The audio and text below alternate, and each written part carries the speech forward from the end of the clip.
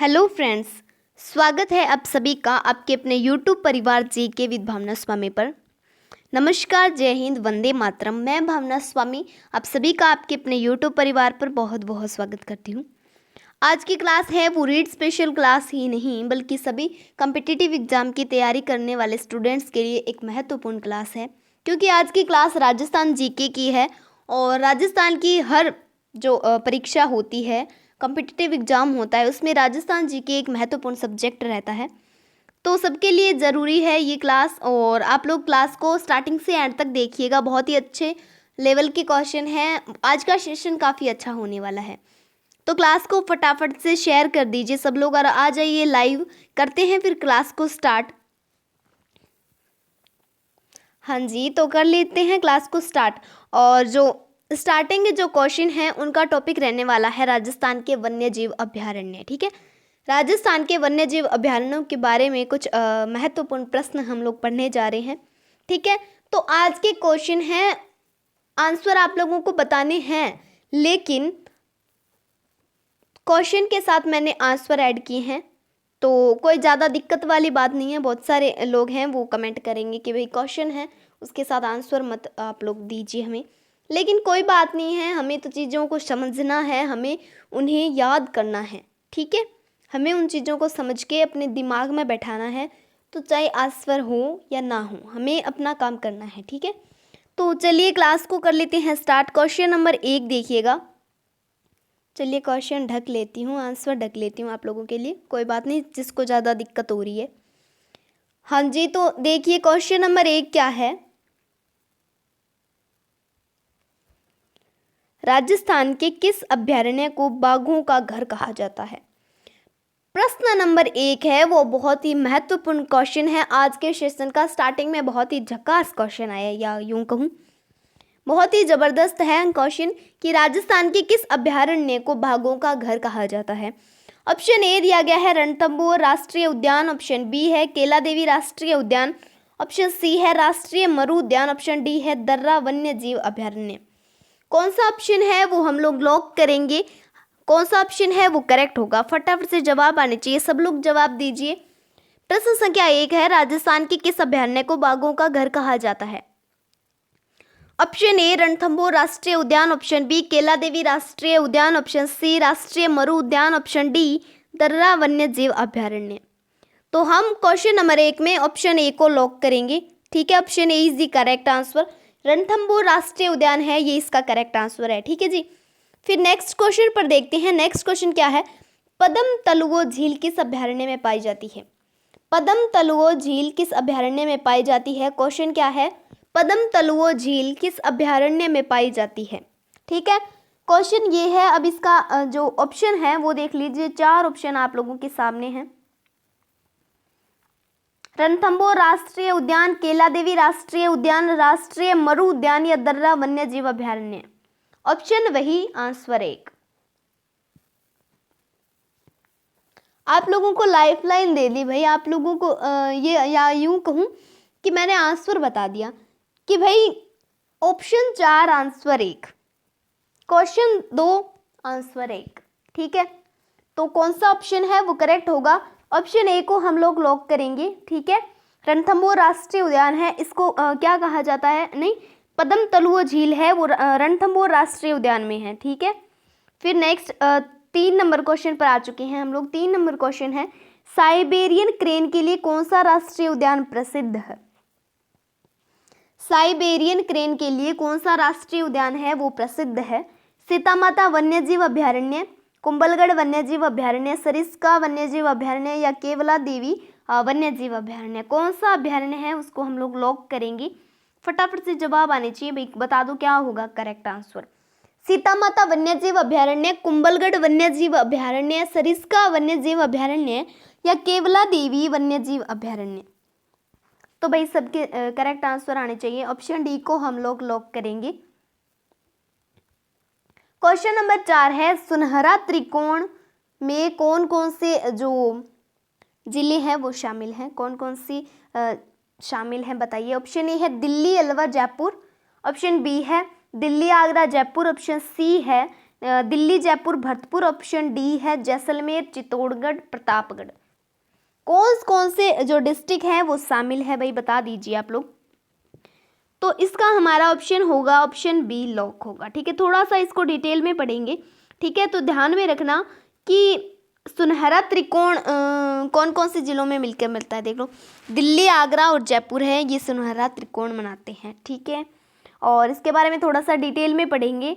इसी त्रिकोण पर केला देवी वन्यजीव अभयारण्य स्थित है। अब आपसे ये क्वेश्चन कर लिया जाए भाई एग्जाम में, तो भाई बोलेंगे कि भाई जो त्रिकोण बना हुआ है, कौन सा त्रिकोण, सुनहरा त्रिकोण, इस पर कौन सा जो अभयारण्य है वो स्थित है, तो वो है केवला देवी वन्यजीव अभयारण्य। और या फिर ऐसे पूछ ले, केला देवी वन्यजीव अभयारण्य है, ये कौन से त्रिकोण पर स्थित है, तो भाई ये कौन से त्रिकोण पर स्थित है, सुनहरा त्रिकोण। ठीक है, और कौन कौन से जिले हैं वो इसको बनाते हैं, तो दिल्ली और आगरा और जयपुर हो जाएगा। ठीक, फिर देखिएगा नेक्स्ट क्वेश्चन है, क्वेश्चन नंबर 5। क्षेत्रफल की दृष्टि से राजस्थान का सबसे बड़ा अभयारण्य कौन सा है। क्षेत्रफल की दृष्टि से राजस्थान का सबसे बड़ा अभयारण्य है वो कौन सा है। सेशन को शेयर कीजिएगा, आज का जो सेशन है उसमें काफ़ी इंटरेस्टिंग और अच्छे लेवल के क्वेश्चन हैं। तो क्षेत्रफल की दृष्टि से राजस्थान का सबसे बड़ा अभयारण्य कौन सा है, रणथंभौर जीव अभयारण्य है, या राष्ट्रीय मधु उद्यान, मुकंदरा हिल्स अभयारण्य, या कुंभलगढ़ अभयारण्य, कौन सा ऑप्शन है वो करेक्ट होगा। हम करेंगे ऑप्शन बी को लॉक। ठीक है, कौन सा जो उद्यान है वो होगा राष्ट्रीय मरु उद्यान। तो 1900 किलोमीटर जैसलमेर में है, प्लस 1262 किलोमीटर बाड़मेर, टोटल मिला के कितने हो गए, 3162.50। ठीक है, ध्यान में रखना, क्षेत्रफल की दृष्टि से राजस्थान का सबसे बड़ा जो अभयारण्य है वो है राष्ट्रीय मरु उद्यान, और 1900 किलोमीटर ये जैसलमेर में पड़ता है, प्लस 1260 किलोमीटर बाड़मेर में, टोटल मिला के 3162.50 हो गई। ठीक, फिर नेक्स्ट देखिएगा, पीवड़ा, सांप, चिंकारा और सेवन घास किस उद्यान में पाए जाते हैं। पीवड़ा, सांप, चिंकारा और सेवन घास है वो किस उद्यान में पाए जाते हैं। ठीक है, बहुत ही अच्छा क्वेश्चन है। तो इसका करेक्ट आंसर आप लोग चूज कर लेना, कौन सा ऑप्शन है वो सही होगा। रणथंभौर राष्ट्रीय उद्यान, केला देवी राष्ट्रीय उद्यान, राष्ट्रीय मरु उद्यान, दर्रा वन्य जीव अभयारण्य। तो भाई पीवड़ा, सांप, चिंकारा, सेवन घास किस उद्यान में पाए जाते हैं, ये सब चीजें पाई जाती है राष्ट्रीय मरु उद्यान में। ठीक, क्लियर। फिर नेक्स्ट क्वेश्चन है 7 नंबर क्वेश्चन हमारा, कि राजीव गांधी नेशनल पार्क है वो किस वन्य जीव अभयारण्य का परिवर्तित नाम है। राजीव गांधी नेशनल पार्क है वो किस वन्य जीव अभयारण्य का परिवर्तित यानी चेंज किया हुआ नाम है, जिसे हाल ही में मुकंदरा हिल्स नामक पार्क के नाम से जाना जाता है। तो भाई बहुत ही अच्छा क्वेश्चन है। ऑप्शन ए है माउंट आबू वन्य जीव अभयारण्य, ऑप्शन बी है केला देवी राष्ट्रीय उद्यान, ऑप्शन सी है फुलवारी की नाल वन्य जीव अभयारण्य, ऑप्शन डी है दर्रा वन्य जीव अभयारण्य। कौन सा ऑप्शन है चारों में से वो हम लोग लॉक करें। तो भाई चलिए देख लेते हैं क्या होगा इसका करेक्ट आंसर। इसका करेक्ट आंसर होगा दर्रा वन्य जीव अभयारण्य। जो राजीव गांधी नेशनल पार्क है वो दर्रा वन्यजीव अभयारण्य का परिवर्तित नाम है, जिसे हाल ही में मुकंदरा हिल्स नामक पार्क के नाम से जाना जाता है। और इसके बारे में थोड़ा सा डिटेल में दिया गया है कि ये जो दर्रा वन्यजीव अभयारण्य है इसका नाम राजीव गांधी नेशनल पार्क 2003 में तथा मुकंदरा हिल्स नेशनल पार्क 2006 में वसुंधरा सरकार के द्वारा बदला गया था। समझ में आ गया, बहुत ही अच्छा क्वेश्चन था और इससे जुड़े हुए टोटल 3-4 क्वेश्चन बन गए। ठीक है, फिर नेक्स्ट देखेंगे। नेक्स्ट क्वेश्चन कौन सा है, 8 नंबर क्वेश्चन देखिए। हीरामन तोता यानी हिंदुओं का आकाश लोचन क्या कहा जाता है। हीरामन तोता है वो हिंदुओं का आकाश लोचन है। और अबली मीणी का महल किस वन्यजीव अभयारण्य में पाए जाते हैं। हीरामन तोता और अबली मीणी का महल किस वन्यजीव अभयारण्य में पाए जाते हैं, ये पूछा है। ठीक है, आगे समझ में क्वेश्चन। अभी ऑप्शन पर फोकस करें तो देखिए, ऑप्शन ए है नाहरगढ़ वन्यजीव अभयारण्य, ऑप्शन बी है रामगढ़ वन्यजीव अभयारण्य और ऑप्शन सी है सीता माता वन्यजीव अभयारण्य और ऑप्शन डी है मुकुंदरा हिल्स। कौन सा ऑप्शन है वो हम लोग करें। तो भाई फटाफट से जवाब दीजिए आप लोग। तो इसका करेक्ट आंसर हो जाएगा मुकुंदरा हिल्स। क्या हो जाएगा? मुकुंदरा हिल्स। फिर नेक्स्ट क्वेश्चन देखेंगे, क्वेश्चन नंबर 9 है कि किस वन्यजीव अभयारण्य को भेड़ियों की प्रजनन स्थली कहते हैं। बहुत ही अच्छा क्वेश्चन है ये तो, वास्तव में आज की क्लास को पढ़ने में बहुत मजा आएगा आप लोगों को, क्योंकि बहुत ही अच्छे लेवल के क्वेश्चन है और बार बार एग्जाम्स में रिपीट किए हुए क्वेश्चन है। तो किस वन्यजीव अभयारण्य को भेड़ियों की प्रजनन स्थली कहते हैं? ऑप्शन ए रणथंभौर जीव अभयारण्य को कहते हैं, या राष्ट्रीय मरु उद्यान को, मुकुंदरा हिल्स अभयारण्य को, या कुंभलगढ़ अभयारण्य को। चारों ऑप्शन में से एक कोई सही है, तो भाई बता दीजिए कौन सा ऑप्शन है वो सही है। किस वन्यजीव अभयारण्य को भेड़ियों की प्रजनन स्थली कहते हैं? वीडियो आज की जो क्लास है वो काफ़ी लंबी हो जाने वाली है, तो थोड़ा सा फास्ट पढ़ने की कोशिश करें। तो इसका ऑप्शन हो जाएगा ऑप्शन डी लॉक। ठीक है, ऑप्शन डी को हम लोग लॉक करेंगे। कुंभलगढ़ अभयारण्य है वो भेड़ियों की प्रजनन स्थली कही जाती है। नेक्स्ट देखिए क्वेश्चन संख्या 10 देखेंगे। क्वेश्चन नंबर 10, राज्य का एकमात्र अभयारण्य है जहां से प्रदेश में दो अलग अलग दिशा में बहने वाली नदियों का उद्गम होता है। राजस्थान राज्य का एकमात्र अभयारण्य जहां से प्रदेश में दो अलग अलग दिशा में बहने वाली नदियों का उद्गम होता है। ऑप्शन ए रणथंभौर जीव अभयारण्य, ऑप्शन बी राष्ट्रीय मरु उद्यान, ऑप्शन सी मुकुंदरा हिल्स अभयारण्य, ऑप्शन डी कुंभलगढ़ अभयारण्य। कौन सा ऑप्शन है वो करेक्ट होगा? हम कौन से ऑप्शन को लॉक करें? तो जवाब दीजिएगा जल्दी से।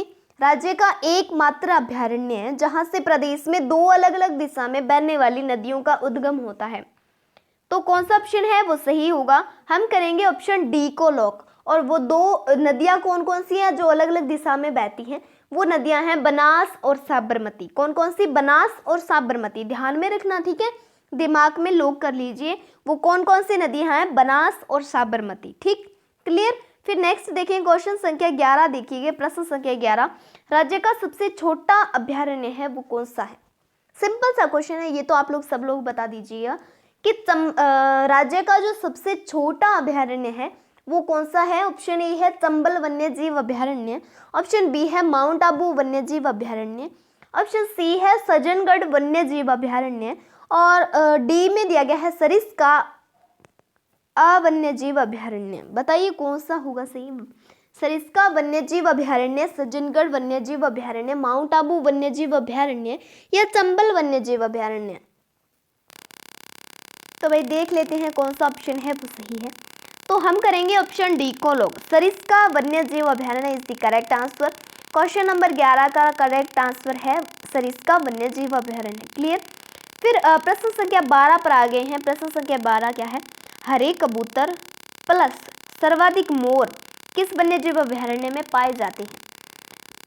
हरे कबूतर और प्लस सर्वाधिक मोर किस वन्यजीव अभयारण्य में पाए जाते हैं? अब ऑप्शन देखें, ऑप्शन क्या क्या दिए हुए हैं। ऑप्शन दिया हुआ है चंबल वन्यजीव अभयारण्य, माउंट आबू वन्यजीव अभयारण्य, सज्जनगढ़ वन्यजीव अभयारण्य, सरिस्का वन्यजीव अभयारण्य। तो चारों में से कोई एक है वो करेक्ट आंसर है, लेकिन कौन सा वो आप लोग बताएंगे।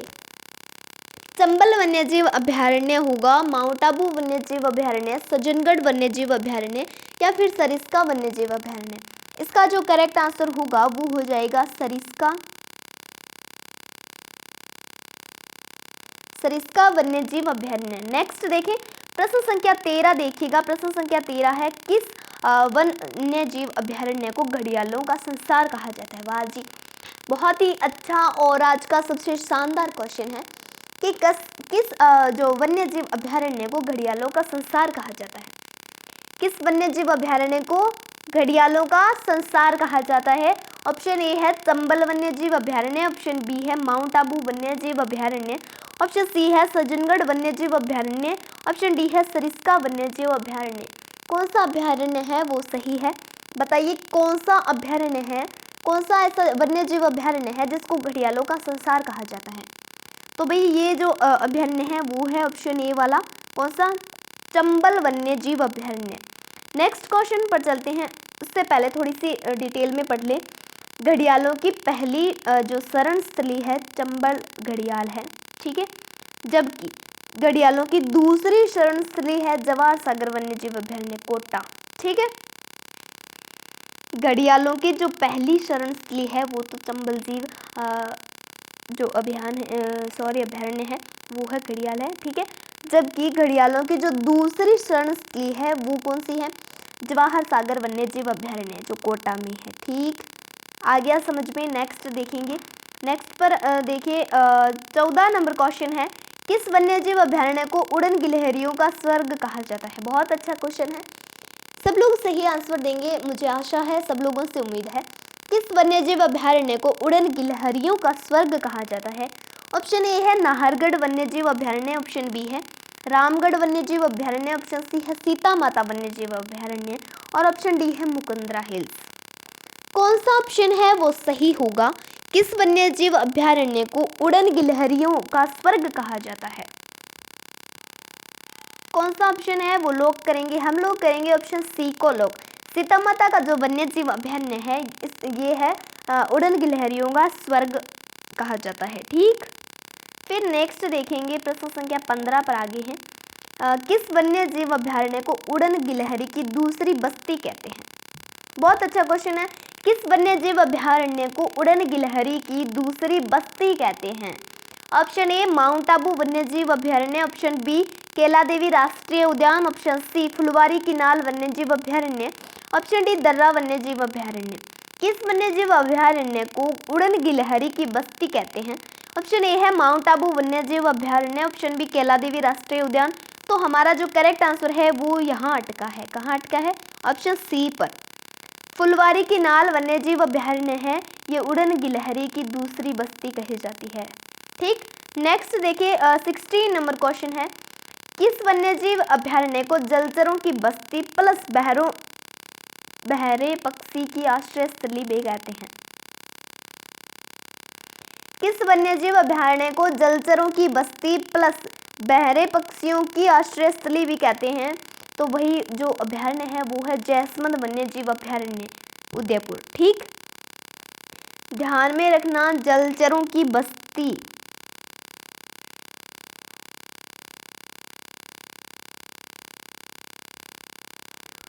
जलचरों की बस्ती प्लस क्या बहरे जो पक्षी हैं उनकी आश्रय स्थली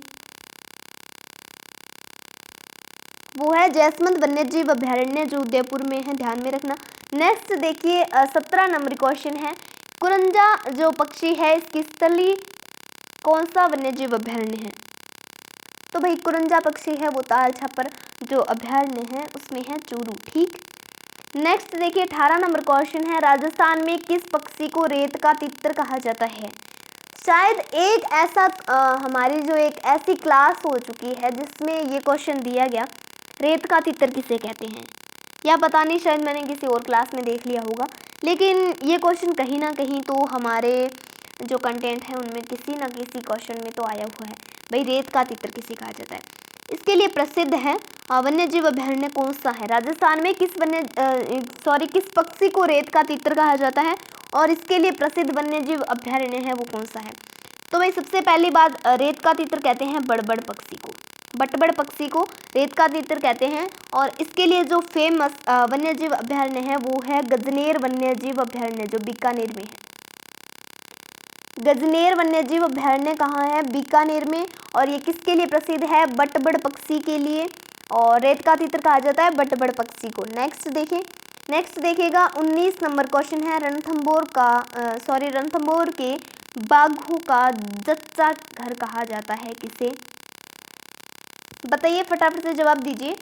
रणथंभौर के बाघों का जच्चा घर कहा जाता है किसे? रामगढ़ विस्तारी वन्यजीव अभयारण्य है, इसे रणथंभौर के बाघों का जच्चा घर कहा जाता है। ये कहाँ है? बूंदी के अंदर है, ठीक। फिर नेक्स्ट देखिएगा 20 नंबर क्वेश्चन है, राजस्थान का देसी स्टीव इरविन किसे कहते हैं? बहुत अच्छा और इम्पोर्टेंट क्वेश्चन है, नोट कर लेना। राजस्थान का देसी स्टीव इरविन किसे कहा जाता है? जो कि मगरमच्छ को नंगे हाथों से पकड़ने के लिए प्रसिद्ध है। राजस्थान का देसी स्टीव इरविन किसे कहते हैं? जो किसके लिए प्रसिद्ध है? मगरमच्छ को नंगे हाथों से पकड़ने के लिए प्रसिद्ध है। तो ये कौन कहलाता है? रामचरण मीणा। क्या नाम है इनका? रामचरण मीना है, इनको देसी स्टीव इरविन कहा जाता है, जो कि मगरमच्छ को नंगे हाथों से पकड़ने के लिए प्रसिद्ध है। ध्यान में रखना, काफ़ी इम्पोर्टेंट क्वेश्चन है। अब क्वेश्चन आएंगे प्राचीन सभ्यताओं से रिलेटेड। ठीक है, पहले कौन से हम लोगों ने 20 क्वेश्चन पढ़ लिए हैं वन्य जीव अभ्यारण्यों से रिलेटेड, और अब हम पढ़ेंगे प्राचीन सभ्यताओं से रिलेटेड कुछ क्वेश्चन। तो देखिए क्वेश्चन नंबर 21। क्वेश्चन नंबर 21 है, यूनानी राजा मिनांडर की मुद्राएं तथा इंडो ग्रीक यूनानी शासकों के सिक्के प्राप्त हुए हैं कहाँ? बेराट सभ्यता में कालीबंगा, आहड़ या नो? कौन सा ऑप्शन है वो सही है? यूनानी राजा मिनांडर हैं, इनकी मुद्राएं और इंडो ग्रीक यूनानी शासकों के सिक्के कौन सी सभ्यता के अंदर या कहाँ प्राप्त हुए हैं बताइए? बेराट, कालीबंगा, आहड़ या नो? तो हमारा जो ऑप्शन है वो हो जाएगा ऑप्शन ए लोग। ठीक है, बेराट के अंदर ये सिक्के यूनानी शासकों के, इंडो ग्रीक यूनानी शासकों के सिक्के प्लस मिनांडर की मुद्राएं पाई गई है। ठीक है, यानी प्राप्त हुए हैं। फिर नेक्स्ट देखिएगा 22 नंबर क्वेश्चन है, सिंधु घाटी सभ्यता के निवासियों को तांबे की आपूर्ति किस सभ्यता से होती थी? सिंधु घाटी सभ्यता के निवासियों को तांबे की जो पूर्ति होती थी वो किस सभ्यता से होती थी? Option A Balathal, option B Bairat, option C Ganeshwar सभ्यता, ऑप्शन डी आहड़। तो कौन सा ऑप्शन है वो सही होगा? हाँ जी, जो लोग हैं वो डी ऑप्शन सी ऑप्शन बता रहे हैं उन सब का करेक्ट होगा। गणेश्वर सभ्यता से ये लोग तांबा प्राप्त करते थे, गणेश्वर सभ्यता से। फिर नेक्स्ट देखिएगा 23 नंबर क्वेश्चन है, निम्न में से कौन सा स्थल है वो प्राचीन मत्स्य महाजनपद की राजधानी रहा है? निम्न में से कौन सा जो स्थल है वो प्राचीन मत्स्य महाजनपद की राजधानी था? ऑप्शन ए बयाना, बेराट, नगर, आहड़। कौन सा सही होगा? 23 नंबर क्वेश्चन है, बहुत अच्छा। बताइए निम्न में से कौन सा स्थल है वो प्राचीन मत्स्य महाजनपद की राजधानी था? Option A Bayana, option B Bairat, option C Nagar, option D Ahar. तो देख लेते हैं कौन सा ऑप्शन सही होगा। तो इसका करेक्ट आंसर हो जाएगा बेराट। क्या हो जाएगा? बेराट। फिर नेक्स्ट देखिए 24 नंबर क्वेश्चन है, निम्न में से कौन सी सभ्यता को कालीबंगा प्रथम के नाम से जाना जाता है? भाई निम्न में से कौन सी ऐसी सभ्यता है जिसको कालीबंगा प्रथम के नाम से जाना जाता है? Option A Gardada, option B Sonthi, option C Ganeshwar, option D Rangmahal. कौन सा ऑप्शन है वो सही होगा? निम्न में से कौन सी सभ्यता है इसको कालीबंगा प्रथम के नाम से जाना जाता है? तो भाई ध्यान में रखना, लिख रही हूं मैं, कालीबंगा प्रथम।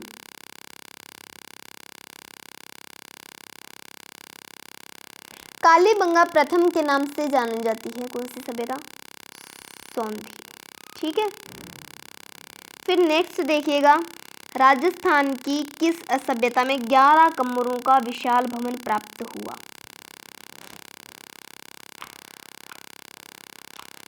राजस्थान की किस सभ्यता में 11 कमरों का विशाल भवन प्राप्त हुआ? कौन सी सभ्यता थी भैया ऐसी? Option A Rangmahal, option B Gardada, option C Balathal, option D Bairat. कौन सा ऑप्शन है वो सही होगा? तो इसमें जो ऑप्शन सही है वो है बालाथल। क्या होगा? बालाथल ऑप्शन है वो सही है। फिर नेक्स्ट क्वेश्चन पर चलते हैं। हम लोगों ने 25 क्वेश्चन पढ़े हैं और आज की क्लास के अंदर टोटल 50 क्वेश्चन है। ठीक है, तो क्लास को स्किप मत कीजिएगा, बहुत अच्छे लेवल के क्वेश्चन है और बहुत सारे हो सकते हैं आप लोगों को मिस्टेक भी मिले, तो वो मिस्टेक हैं वो आप लोग मुझे कमेंट बॉक्स में ज़रूर बताइएगा। ठीक है, क्लास कैसी लगी वो बाद में, पहले जो मिस्टेक्स हुई हैं वो बताइएगा। ठीक है, फिर नेक्स्ट देखिए 26 नंबर क्वेश्चन है। 26 नंबर क्वेश्चन है, भूकंप व तंदूर के प्राचीन साक्ष्य प्राप्त हुए हैं कहाँ? भूकंप और तंदूर के प्राचीन साक्ष्य प्राप्त हुए हैं कालीबंगा के अंदर। ठीक है, फिर नेक्स्ट क्वेश्चन है 27 नंबर क्वेश्चन है, किस सभ्यता में घरों में एक से अधिक चूल्हों के मिलने से संयुक्त परिवार का पता चलता है?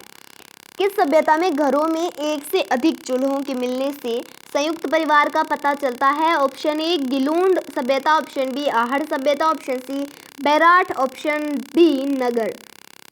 तो भाई ऐसी कौन सी सभ्यता थी जिसमें घरों में एक से अधिक चूल्हों के मिलने से संयुक्त परिवार का पता चलता है?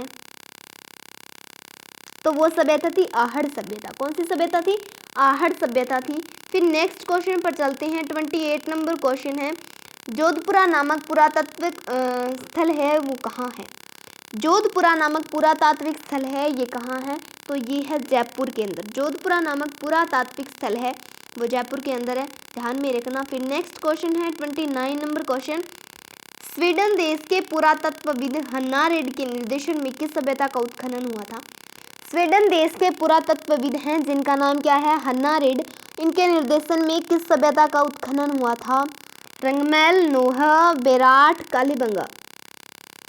तो भाई रंगमहल सभ्यता का उत्खनन हुआ था किनके निर्देशन में? स्वीडन देश के पुरातत्वविद थे हन्ना रेड, इनके निर्देशन में रंगमहल सभ्यता का उत्खनन हुआ था। फिर नेक्स्ट क्वेश्चन देखिए, 30 नंबर क्वेश्चन है, बेराट से मिला भाब्रू शिलालेख उत्कीर्ण करवाया था किसने करवाया था?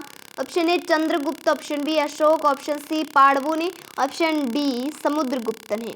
4 ऑप्शन आपके समकक्ष हैं आपके फोन स्क्रीन पर, आप लोग देख सकते हैं। बेराट से मिला भाब्रू शिलालेख उत्कीर्ण किसने करवाया था? ये करवाया था अशोक ने। किसने? अशोक ने उत्कीर्ण करवाया था ये। फिर नेक्स्ट देखिएगा, फिर नेक्स्ट देखिए राजस्थान सामान्य ज्ञान। अब टॉपिक क्या आने वाला है हमारा? अभी टॉपिक है राजस्थान के लोकगीत प्लस संगीत संस्थान। ठीक, हम लोगों ने 20 क्वेश्चन पढ़े, वो थे वन्यजीव अभ्यारण्य से रिलेटेड। फिर जो कितने क्वेश्चन हो गए, लगभग 10 क्वेश्चन हैं वो हम लोगों ने पढ़े सभ्यताओं से रिलेटेड। अब जो हम क्वेश्चन पढ़ेंगे वो किससे रिलेटेड होंगे? राजस्थान के लोकगीत प्लस संगीत संस्थान से रिलेटेड होंगे। ठीक, देखिए, वधू की विदाई के समय निम्नलिखित में से कौन सा गीत गाया जाता है? ये क्वेश्चन है ना, ये क्वेश्चन एग्जाम में लगभग आते हैं इनसे रिलेटेड, तो ध्यान में रखना कि वधू की विदाई के टाइम, यानी हम लोग अभी लोकगीत पढ़ने वाले हैं, काफ़ी शादियों का सीजन चल रहा है वैसे, तो भाई वधू की विदाई के समय निम्नलिखित में से कौन सा लोकगीत है वो गाया जाता है? Option A Ghodi, option B Olyun, option C Phalsada, option D Pawna. तो भाई वधू की विदाई के समय जो को गीत गाई जाए वो के कहलावे ओल्यूं। ठीक, ध्यान में रखियो। फिर चलो जी आगे देखो, 32 नंबर क्वेश्चन है, भारत का राष्ट्रगीत है, भारत को राष्ट्रगीत किसो है? वंदे मातरम। ये गायन को समय कितो है?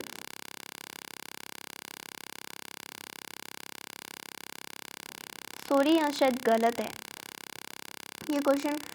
देखिए नेक्स्ट देखिए, 33 नंबर क्वेश्चन है, राजस्थान का राज्य गीत कौन सा है? राजस्थान का राज्य गीत कौन सा है? गोरबंद है, पिपली है, केसरिया बालम, हिचकी, कौन सा है? तो भाई ये तो सबको पता है, नॉर्मल क्वेश्चन है। राजस्थान का राज्य गीत है केसरिया बालम। ठीक है, केसरिया बालम पधारूनी मारे देश। ठीक, फिर नेक्स्ट देखिए 34 नंबर क्वेश्चन है, बहुत अच्छा, केसरिया बालम पधारूनी मारे देश इसे सर्वप्रथम है वो किसने गाया था? गवरी देवी ने, मांगी बाई ने, सीमा मिश्रा ने या अल्लाह जलाई बाई ने? भाई बहुत अच्छा गीत है, मैं तो बहुत बार सुन चुकी हूँ। केसरिया बालम पधारूनी मारे देश ये गीत है, ये सर्वप्रथम किसने गाया था? ये गाया था मांगी बाई ने। किसने गाया था? मांगी बाई ने गाया था। जबकि इसे सर्वाधिक बार किसने गाया है? ज़्यादा बार किसने गाया है? अल्लाह जलाई बाई ने। तो भाई मैं भी बहुत बार कंफ्यूज हो जाती हूँ ऐसे, जैसे अल्लाह जलाई बाई भी याद रह जाता है, मांगी बाई भी याद रह जाता है। अब ये नहीं पता भाई सर्वाधिक बार गाया है या सर्वप्रथम गाया है, तो ये इसमें कंफ्यूज नहीं होना है आप लोगों को। जो केसरिया बालम पधारूनी मारे देश है, इसे सर्वप्रथम जिसने गाया था उनका नाम मांगी बाई था। ठीक है, और जिसने बहुत बार गाया है वो थी अल्लाह जलाई बाई। ठीक, नेक्स्ट देखिएगा 35 नंबर क्वेश्चन है, राजस्थान की कोकिला कही जाने वाली गवरी देवी का संबंध किस जिले से है? राजस्थान की कोकिला कही जाने वाली गवरी देवी हैं, इसका संबंध है वो किस जिले से है? उदयपुर से, जोधपुर से, कोटा से, पाली से, जयपुर से? भाई ये जो गवरी देवी हैं राजस्थान की कोकिला कही जाती है, एक तो ये क्वेश्चन है, राजस्थान की कोकिला कौन है? तो वो है गवरी देवी। लेकिन इनका संबंध है, यानी ये कहाँ की रहने वाली है, कहाँ से इनका जो ताल्लुकात है वो कहाँ से है, इनके संबंध कहाँ से हैं? तो भाई इनका संबंध है कौन से ज़िले से? उदयपुर, जोधपुर, कोटा, पाली, जयपुर। तो इनका संबंध है जयपुर से। और राजस्थान की मरु कोकिला कौन है? मरु कोकिला कौन है? अल्लाह जिलाबाई। ठीक है, राजस्थान की मरु कोकिला कौन है? अल्लाह जिलाबाई है, वो राजस्थान की मरु कोकिला है। मैं बार बार इसलिए नहीं पढ़ रही कि मैं पागल हूँ, मैं बार बार इसलिए पढ़ रही हूँ ताकि आप लोग इस पे फोकस करें। राजस्थान की मरु कोकिला कौन है? अल्लाह जिलाबाई। ठीक, और जो राजस्थान की कोकिला है वो गौरी देवी है और मरु कोकिला है वो अल्लाह जिलाबाई है। मांगई बाई का जन्म स्थान कहाँ है? मांगी बाई है, इनका जन्म स्थान है प्रतापगढ़ में। कौन से जिले में है? हमारे राजस्थान के प्रतापगढ़ में। फिर नेक्स्ट देखिएगा, राजस्थान में किस क्षेत्र का बिछड़ो गीत प्रसिद्ध है? वाह, ऐसा बहुत अच्छा गीत है ये, वैसे प्रसिद्ध है काफ़ी। राजस्थान में किस क्षेत्र का बिछड़ो गीत प्रसिद्ध है? कौन सा क्षेत्र है? वो हाड़ौती क्षेत्र है। कौन सा क्षेत्र है? हाड़ौती। लॉक कर लीजिए। फिर नेक्स्ट देखिए 38 नंबर क्वेश्चन है, रात्रि जागरण का अंतिम गीत क्या कहलाता है? रात्रि जागरण का जो अंतिम गीत है वो क्या कहलाता है? वो कहलाता है भाई कुकड़ी। क्या कहलाता है? कुकड़ी। 39 नंबर क्वेश्चन है, लोकगीत किसी संस्कृति के मुंह बोले चित्र है। लोकगीत किसी संस्कृति के मुंह बोले चित्र हैं, ये कथन किसका है? तो ये कथन है देवेंद्र सत्यार्थी का। बहुत अच्छा है। लोकगीत किस संस्कृति के मुंह बोले चित्र हैं? लोकगीत हैं वो किसी संस्कृति के मुंह बोले चित्र हैं, ये बात किसने कही? उनका नाम था देवेंद्र सत्यार्थी। फिर नेक्स्ट क्वेश्चन देखिए 40 नंबर क्वेश्चन है, दूल्हा व दुल्हन को जादू टोने से बचाने के लिए कौन सा गीत गाया जाता है भाई? भाई जादू टूना टोटका बचाण वास्ते दूल्हा दुल्हन ने बचाण वास्ते खिशु गीत गाए जय है, कामण ओलियो फलसड़ा लिया लूर। बताओ भाई किसो गीत है? भाई गीता का नाम बड़ा बेजा है, तकड़ा तकड़ा। वास्तव में दूल्हा व दुल्हन को जादू टोने से बचाने के लिए कौन सा गीत गाया जाता है? उसका गीत का नाम क्या है? कामण। क्या नाम है? कामण। फिर देखिए नेक्स्ट देखेंगे 41 नंबर क्वेश्चन है, राजस्थान में रसिया गीत किस क्षेत्र का प्रसिद्ध है? राजस्थान में रसिया गीत है वो किस क्षेत्र का प्रसिद्ध है? ऑप्शन ए पूर्वी क्षेत्र, ऑप्शन बी पश्चिमी, ऑप्शन सी उत्तरी या ऑप्शन डी दक्षिणी। तो राजस्थान में ये जो ध्यान में रखना, रसिया गीत है ये पूर्वी क्षेत्र का प्रसिद्ध है। ठीक है, राजस्थान में पूर्वी क्षेत्र का प्रसिद्ध है ये रसिया गीत। फिर नेक्स्ट देखेंगे 42 नंबर क्वेश्चन है, विख्यात गजल गायक जगत सिंह का पैतृक जो निवास स्थान है वो कौन सा है? भाई गजल गायक थे जगत सिंह, इनका जो पैतृक निवास स्थान है वो कौन सा है? तो भाई ये कहाँ के रहने वाले हैं? ये रहने वाले हैं श्री गंगानगर के। कहाँ के रहने वाले हैं? श्री गंगानगर के। फिर नेक्स्ट देखिए 43 नंबर क्वेश्चन है, निम्न में से कौन सा प्रेम विरह गीत है? लो जी, निम्न में से कौन सा प्रेम विरह गीत है? तो ऑप्शन ए है हरजस, ऑप्शन बी है कामण, ऑप्शन सी है चरचरी और ऑप्शन डी है जोरवा। तकड़ा ही नहीं नाम भाई, बहुत गजब गजब नाम है। निम्न में से कौन सा प्रेम विरह गीत है? ध्यान में रखना, प्रेम विरह गीत कौन सा है? जोरवा। ठीक, फिर चलो जी आगे देखो 44 नंबर क्वेश्चन है, हमसेडो किस जनजाति का लोकगीत है? हमसेडो किस जनजाति का लोकगीत है? तो ये कौन सी जनजाति का लोकगीत है? Option A Bhil, option B Meena, option C Sahariya, option D Garasia. हमसेडो गीत है ये लोकगीत है किस जनजाति का है? तो ये है भील जनजाति का। कौन सी जनजाति? भील। फिर नेक्स्ट देखेंगे 45 नंबर क्वेश्चन है, सारंग संगीत किस समय गाया जाता है? भाई टाइम होता है कोई संगीत गाने का। भाई सारंग जो संगीत है वो सुबह गाया जाता है, दोपहर में गाया जाता है, शाम को गाया जाता है या नाइट में गाया जाता है? भाई ये जो सारंग संगीत होता है ना, ये मॉर्निंग के अंदर ही गाया जाता है। ठीक, दोपहर के अंदर गाया जाता है, दोपहर के अंदर। ठीक है, ध्यान में रखना कौन सा संगीत है ये? सारंग संगीत। फिर नेक्स्ट देखिएगा 46 नंबर क्वेश्चन है, किस देवी के लोकगीत सबसे लंबे होते हैं? किस देवी के जो लोकगीत हैं वो सबसे लंबे होते हैं? ऑप्शन ए जीर्ण माता, option B Karni Mata, option C Sugali माता, ऑप्शन डी ज्वाला माता।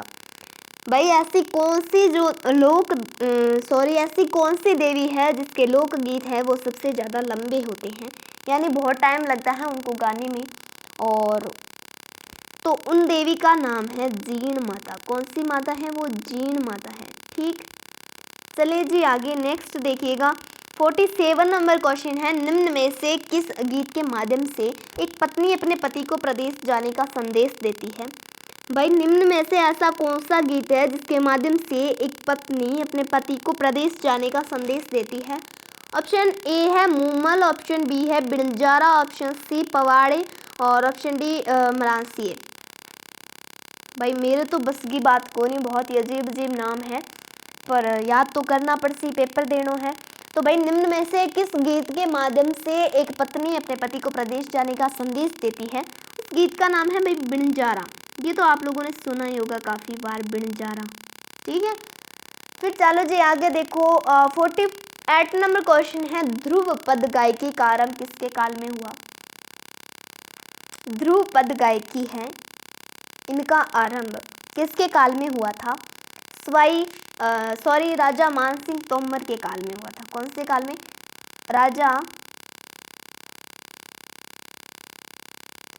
राजा मानसिंह तोमर के काल में। ठीक, चलो जी आ गया। 49 नंबर क्वेश्चन है, अलादिया खां का संबंध किस संगीत के घराने से है? अलादिया खां का संबंध है, ये किस संगीत घराने से संबंध रखता है अपना? इनका संबंध किस संगीत घराने से है? ऑप्शन ए है दिल्ली, ऑप्शन बी है जयपुर, ऑप्शन सी है अंतरोली, ऑप्शन डी है मेवाती। तो इनका जो संबंध है वो जयपुर संगीत घराने से है। फिर नेक्स्ट देखिए 50 नंबर क्वेश्चन है, प्रसिद्ध संगीतकार तानरस खां का संबंध किस संगीत घराने से है? प्रसिद्ध संगीतकार हैं तानरस खां, इनका संबंध किस संगीत घराने से है? Option A Delhi, option B Jaipur, option C आगे तो हम लोग पढ़े ही क्यों, हमारे सामने जब आंसर दिया हुआ है ना। कुछ लोगों की नज़र सिर्फ आंसर पर रहती है, क्वेश्चन कुछ भी हो। ठीक है, तो भैया ऐसा नहीं करना है, पहले आप लोग आराम से क्वेश्चन पढ़ा कीजिए कि प्रसिद्ध संगीतकार तानरस खां का संबंध किस संगीत घराने से है? तो इनका संबंध है वो दिल्ली से है। कहाँ से है? दिल्ली संगीत घराने से। फिर वैसे तो 50 क्वेश्चन है, लेकिन एडवांस में हम लोग 3-4 क्वेश्चन और पढ़ेंगे, काफ़ी अच्छे हैं वो क्वेश्चन भी। ठीक है, बताइएगा कैसे लगी आज की क्लास, आज का सेशन कैसा लगा आप लोगों को? ठीक है, तो कमेंट बॉक्स में बता दीजिएगा। और हम लोग वैसे 50 क्वेश्चन की क्लास रखी थी, लेकिन फिर भी 3-4 क्वेश्चन और ऐड हैं, तो बहुत ही अच्छे हैं, तो आप लोगों तक पहुंचा देती हूँ। हाँ 51 नंबर क्वेश्चन है, केसरिया बालम आऊनी पधारो मारे देश को कौन से राग में प्रसिद्धि मिली है? केसरिया बालम आऊनी पधारो मारे देश को कौन से राग में प्रसिद्धि मिली है? भाई किस किस को गाना आता है ये गीत? किस किस को अच्छा लगता है ये गीत, केसरिया बालम आऊनी पधारो नी मारे देश? भाई मेरे को तो अच्छा लगता है। केसरिया बालम आऊनी पधारो नी मारे देश कौन से इसको कौन से राग में प्रसिद्धि मिली है? Option A Manjh, option B Mand, option C Maad, option D मारू। तो भाई अब मांड और माड और माझ, भाई एक जैसा से शब्द है, इनको पढ़े तो मांड, माझ और एक और क्या है? माड। ठीक है, तो भाई एक जैसा शब्द है, लेकिन हमें कंफ्यूज नहीं होना है, हमें तो करेक्ट आंसर पर नजर रखनी पड़ेगी। तो ये जो केसरिया बालम आऊनी पधारो मारे देश है, इनको कौन सी राग में प्रसिद्धि मिली है? इस गीत को मांड राग में प्रसिद्धि मिली थी। ठीक, फिर नेक्स्ट क्वेश्चन 52 नंबर क्वेश्चन है, निम्नलिखित में से किस संगीत संस्थान का उपनाम तस्वीरारो कारखानों है? बहुत अच्छा क्वेश्चन है, इंपॉर्टेंट है आप लोगों के लिए, नोट कर लेना। निम्नलिखित में से किस संगीत संस्थान का उपनाम है वो तस्वीरों कारखाना है? तस्वीरों रो कारखाना। ऑप्शन ए है राजस्थान संगीत संस्थान जयपुर, ऑप्शन बी है राजस्थान संगीत नाटक अकादमी जोधपुर, ऑप्शन सी है Maharaja school of arts Jaipur, option D है जवाहर कला केंद्र जयपुर। तो ये क्वेश्चन है, हमारी एक क्लास थी उसमें आया हुआ क्वेश्चन है, बहुत इंपॉर्टेंट क्वेश्चन है। तो ये जो संगीत संस्थान है, इस कौन से संगीत संस्थान का उपनाम है तस्वीरारो कारखानों? तो ये है Maharaja school of arts Jaipur. ठीक, इसके बारे में कुछ डिटेल में पढ़ें तो महाराजा स्कूल ऑफ आर्ट्स जयपुर की स्थापना कब हुई? 1857 में मदरसा-ए-हुनरी के नाम से सवाई राम सिंह द्वितीय के द्वारा की गई थी। ये जो महाराजा स्कूल ऑफ आर्ट्स है जयपुर, इसकी स्थापना 1857 में मदरसा-ए-हुनरी के नाम से की गई थी। और ये किसके शासनकाल में या किसके द्वारा की गई थी? तो ये की गई थी सवाई राम सिंह द्वितीय के द्वारा। क्लियर। फिर नेक्स्ट देखिए 53 नंबर क्वेश्चन है, जयपुर कथक केंद्र की स्थापना कब हुई थी? काफ़ी अच्छा क्वेश्चन है। तो भाई जयपुर कथक केंद्र की स्थापना हुई थी 1978 के अंदर। कब हुई थी? 1978 के अंदर हुई थी, ध्यान में रखना। 54 नंबर क्वेश्चन है, प्रसिद्ध रूपायन संस्थान जोधपुर की स्थापना कब हुई? प्रसिद्ध रूपायन संस्थान जोधपुर की स्थापना हुई थी 1960 के अंदर। कब हुई थी? 1960 के अंदर हुई थी। बहुत ही अच्छा क्वेश्चन है। फिर नेक्स्ट देखिए 55 नंबर क्वेश्चन है, 1957 में स्थापित राजस्थान संगीत अकादमी कहाँ है? तो ये जोधपुर में, अभी तो पढ़ा हम लोगों ने, ठीक। फिर नेक्स्ट देखिए, बस आज का ये लास्ट क्वेश्चन है और इसका आंसर आप लोगों को कमेंट बॉक्स में देना है। क्लास के एंड में कमेंट बॉक्स में आप लोग जरूर आंसर दे के जाना इसका, ठीक है। मैं हर क्लास में एक क्वेश्चन आप लोगों के लिए छोड़ती हूँ, लेकिन मेरे प्यारे भाई बहन सब लोग ऐसे हैं, कोई ज़रूरी नहीं समझता भाई क्यों दें हम आंसर, हमें आता है आंसर, हम क्यों दें कमेंट बॉक्स में आंसर। तो भाई ऐसी सोच मत बनाइए। बड़े प्यार से आप लोगों से आंसर पूछती हूँ और उसका आंसर दीजिए। बहुत जितना आपको पता हो उसके बारे में वो डिटेल आप लोग वहाँ कमेंट बॉक्स में छाप दीजिए, ठीक है। क्योंकि सबको जब वो कमेंट कोई पढ़ेगा तो उन्हें भी आप लोगों के बारे में पता चलेगा, यानी इस कौन से क्वेश्चन का आंसर क्या है, और बहुत ही डिटेल में होगा तो सब लोगों को इन्फॉर्मेशन मिलेगी, सब लोगों को भाई अच्छा नॉलेज मिलेगा। तो आप लोग जितना आप लोगों को पता होता है, हाँ भाई मुझे इस क्वेश्चन का आंसर आता है, तो आप लोग दे दीजिए ना आंसर। कौन से हाथ घिस जाएंगे आप लोगों के भाई। तो भाई पटेलिया गीत किसके द्वारा गाया जाता है? तो इसका आंसर आप लोगों को देना है और सभी भाई बहन इसका आंसर देंगे। भील होगा, सहरिया, बंजारा, आदिवासी, किसके द्वारा गाया जाता है पटेलिया गीत? तो इसका जो आंसर है वो आप लोगों को कमेंट बॉक्स के अंदर देना है, ठीक। तो चलिए मिलते हैं नेक्स्ट क्लास के अंदर, तब तक के लिए जय हिंद, वंदे मातरम। और आज के जो सेशन है इसको आप लोग जरूर शेयर कीजिएगा, ठीक है। धन्यवाद। मिलते हैं ऐसी ही बहुत ही इंटरेस्टिंग क्लास के साथ नेक्स्ट डे। तब तक के लिए जय हिंद, वंदे मातरम। और जो लोग मेरे यूट्यूब चैनल पर नए हैं और अभी तक इसको सब्सक्राइब नहीं किया है तो प्लीज़ सब्सक्राइब कर लीजिए। यहाँ डेली 8:30 AM को क्लास होती है, आप लोग रेगुलरली अटेंड कीजिए। और भाई वीडियो को कर दीजिए लाइक और क्लास को कर दीजिए शेयर और चैनल को कर लीजिए सब्सक्राइब, ठीक है। ओके बाय फ्रेंड्स, अगले वीडियो के अंदर मिलते हैं, अगली क्लास के अंदर। तब तक के लिए जय हिंद, वंदे मातरम।